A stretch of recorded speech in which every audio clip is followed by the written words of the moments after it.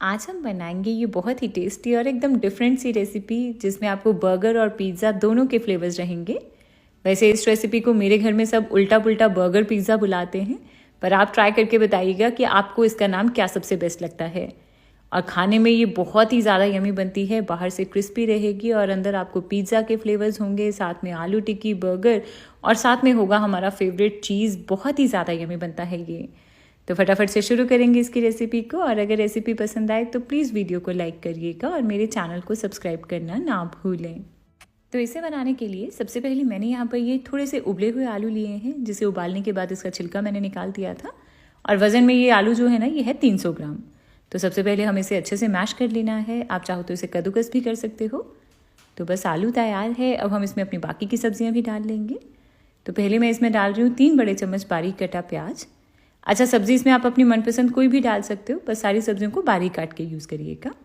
और साथ में मैंने इसमें डाला 2 बड़े चम्मच बारीक कटी शिमला मिर्च और 3 से 4 बड़े चम्मच मैंने कॉर्न्स लिए थे। मेरे पास फ्रोज़न कॉर्न्स थे और उसको मैंने ग्राइंडर में डाल कर ना इस तरह से दरदरा ग्राइंड कर लिया है। साथ में डालेंगे 2 बारीक कटी हुई हरी मिर्ची, आप अपने टेस्ट के अकॉर्डिंग रख सकते हो इसे। और अब हम इसमें सीजनिंग ऐड करेंगे। तो 1 छोटा चम्मच या फिर टेस्ट के अकॉर्डिंग नमक ऐड कर लेंगे।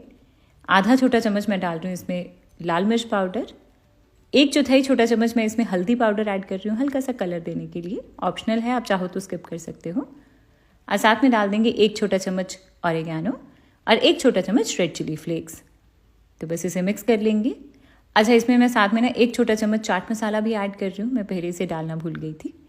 तो बस इन सारी चीज़ों को अब हमें अच्छे से मिक्स कर लेना है और साथ साथ में थोड़ा मैश भी कर लीजिएगा ताकि आलू के कोई भी मोटे चंक्स ना रहें इसमें। तो इसे मैंने अच्छे से मिक्स कर लिया है। और अब इस मिक्सचर को प्रॉपर बाइंडिंग देने के लिए ना हम इसमें थोड़े से ब्रेड क्रम्स डाल देंगे। तो 2 से 3 बड़े चम्मच या फिर ज़रूरत के अकॉर्डिंग ब्रेड क्रम्स डाल के इसे अच्छे से मिक्स कर लेंगे। अच्छा, ये ब्रेड क्रम्स मैंने कैसे और किस चीज़ के बनाए हैं ये मैं आगे बताऊंगी इस रेसिपी में आपको। तो इसे मिक्स करने पर अब हमारा ये मिक्सचर जो है ये इस तरह से अच्छे से बाइंड होना शुरू हो गया है। तो बस मिक्सचर तैयार है, इसे रखेंगे एक साइड पर।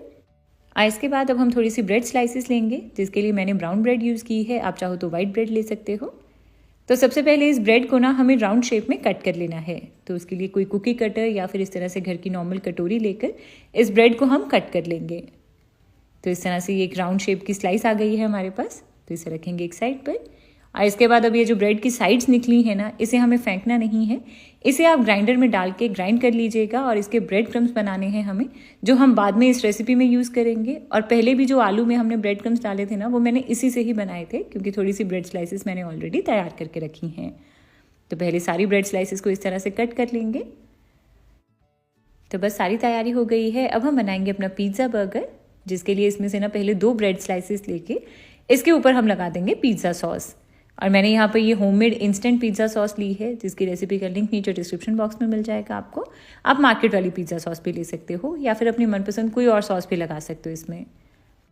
और इसके बाद क्योंकि पिज़्ज़ा बन रहा है तो इसमें जाएगा बहुत सारा मोज़रेला, यानी कि पिज़्ज़ा चीज़। वैसे आप इसमें प्रोसेस चीज़ ले सकते हो, चीज़ स्लाइस डाल सकते हो या फिर चीज़ को स्किप भी कर सकते हो। तो बस अब हम इसे ऊपर से दूसरी स्लाइस से कवर कर देंगे और इस तरह से हल्का हल्का सा प्रेस करेंगे। तो जो सॉस लगाई थी ना हमने, इस वजह से ये जो ब्रेड्स हैं ये आपस में चिपक जाएंगी। तो हमारा ये एक सैंडविच जैसा तैयार हो गया है। इसके बाद अब हमने ये जो आलू मिक्सचर तैयार किया था ना, इसमें से हम थोड़ा सा पोर्शन लेंगे और इस तरह से ना इसे हाथों में रख के फ्लैट कर लेंगे। और फिर इसके ऊपर रख देंगे अपना ये सैंडविच। और इसके ऊपर भी अब हम आलू का मिक्सचर लगाएंगे। तो इसके लिए थोड़ा सा और मिक्सचर लेकर इस तरह से हल्का फ्लैट करके इसके ऊपर की तरफ भी लगा लेंगे। और इस मिक्सचर को ना अब हम साइड्स पर इस तरह से स्प्रेड करते जाएंगे और पूरी ब्रेड को हमें इस तरह से आलू से कवर कर लेना है। तो ये जो ब्रेड है ये आलू मिक्सचर में ही कवर हो जाएगी। जहाँ पर भी आपको लगे कि आलू थोड़ा कम लग रहा है तो थोड़ा सा मिक्सचर में से और लेकर इसे इस तरह से लगा लेंगे और इसको अच्छा से सील कर देंगे। तो जब आप इस तरह से इसे कवर करोगे और जब इसे सर्व करोगे ना, तो ये एक सरप्राइज़ की तरह मुंह में आएगा, जो बहुत ही ज़्यादा यमी लगता है। तो बस हमारा ये एक आलू बर्गर यानी कि एक आलू पिज़्ज़ा बर्गर तैयार हो गया है। इसे रखते जाएंगे प्लेट में और इसी तरह से बाकी के बर्गर्स को बना लेंगे। और इतने से मिक्सचर में ना मैंने 3 बर्गर्स बनाए हैं। इस तरह से इन बर्गर्स को बनाने के बाद अब हम इसे कोट करने के लिए एक स्लरी बनाएंगे, जिसके लिए एक बोल में मैं यहाँ ले रही हूँ ये 3 बड़े चम्मच मैदा और साथ में डालेंगे 3 बड़े चम्मच कॉर्नफ्लावर। आप चाहो तो सिर्फ मैदा भी डाल सकते हो। साथ में आधा छोटा चम्मच नमक डाल देंगे और 1/4 छोटा चम्मच डालेंगे काली मिर्ची पाउडर।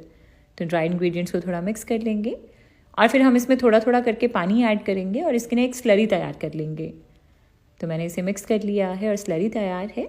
इसकी कंसिस्टेंसी चेक कराती हूँ मैं आपको। तो आप देख रहे हो कि रनी है इसकी कंसिस्टेंसी, बट फिर भी ये चम्मच को कोट कर रहा है, तो बिल्कुल ऐसी कंसिस्टेंसी रखनी है हमें। तो बस स्लरी तैयार है और इसके साथ अब एक बोल में मैंने थोड़े ब्रेड क्रम्स लिए हैं। ये वही ब्रेड के क्रम्स हैं जो हमने साइड्स अलग की थी ना ब्रेड में से, उसी को मैंने ग्राइंड करके बनाया है। तो कोई भी ब्रेड इसमें वेस्ट नहीं होगी आपकी। तो अब हम अपने बर्गर्स को इन दोनों चीज़ों में कोट कर लेंगे। तो सबसे पहले इसे डालेंगे इस स्लरी में, इसके साथ दोनों साइड से कोट कर लेंगे इसे, और फिर इसे डाल देंगे अपने इन ब्रेड क्रम्स में, और ब्रेड क्रम्स के साथ इसे अच्छे से कोट कर लेना है सारी साइड से। तो बस इसी के साथ हमारा ये एक बर्गर तैयार हो गया है। इसी तरह से बाकी बर्गर्स को कोट कर लेंगे। और इस तरह से कोट करने के बाद ना इन बर्गर्स को आप चाहो तो फ्रीज़र में कुछ दिनों तक स्टोर भी करके रख सकते हो, किसी भी एयरटाइट कंटेनर में। ये बिल्कुल भी ख़राब नहीं होंगे। तो जब भी आपका दोबारा इसे खाने का मन करे, आप इसे निकाल के फ्राई या फिर शैलो फ्राई करके खा सकते हो। तो बस हमारे ये बर्गर्स को मैंने अच्छे से कोट कर लिया है। अब बारी आती है इसे फ्राई करने की। तो इसके लिए तेल को मैंने पहले से ही गर्म कर लिया था। तेल हमारा मीडियम गर्म है। तो इसमें अब हम केयरफुली अपना ये बर्गर डाल देंगे, और इसे अब हम मीडियम फ्लेम के ऊपर फ्राई करेंगे तब तक जब तक कि ये अच्छे से क्रिस्पी और गोल्डन ब्राउन ना हो जाए, और अंदर का चीज़ भी है ना वो भी अच्छे से मेल्ट हो जाएगा तब तक। ध्यान रखिए कि फ्लेम को ना थोड़ा सा मीडियम और लो के बीच में ही रखिएगा, ताकि चीज़ भी अच्छे से मेल्ट हो जाए। नहीं तो एकदम से ब्रेड ऊपर से क्रिस्पी हो जाएगी और आपका चीज़ मेल्ट नहीं हो पाएगा। अच्छा, इन बर्गर्स को इस तरह से डीप फ्राई करने की बजाय आप चाहो तो शैलो फ्राई कर सकते हो, या फिर इसे एयर फ्रायर में भी फ्राई कर सकते हो। बहुत ही ज़्यादा यम्मी बनते हैं ये। तो बस कुछ ही देर तक इसे फ्राई करने के बाद अब हमारा ये बर्गर बिल्कुल अच्छे से क्रिस्पी और गोल्डन ब्राउन हो गया है। अब हम इसे एक छन्नी में निकाल लेंगे, और इसी तरह से बाकी के बर्गर्स को फ्राई कर लेंगे, और इन्हें अब हम गर्मा गर्म सर्व करेंगे। तो आपने देखा कि कितना आसान था इसे बनाना, और बहुत ही ज़्यादा यमी बनता है ये टेस्ट में। बाहर से एकदम क्रिस्पी रहेगा और अंदर से इसमें पिज़्ज़ा के फ्लेवर, साथ में होगा बर्गर वाली आलू टिक्की, और साथ में होगा बहुत सारा पिज़्ज़ा चीज़। बहुत ही ज़्यादा मज़ा आएगा आपको खाने में। और इसके अंदर का चीज़ देख रहे हो आप, वाओ, बहुत ही ज़्यादा यमी बनता है ये बर्गर। तो फटाफट से ट्राई करो इसे और मेरे साथ अपना फीडबैक शेयर करिएगा। पिक्चर शेयर कर सकते हैं इन सारी रेसिपीज़ की आप।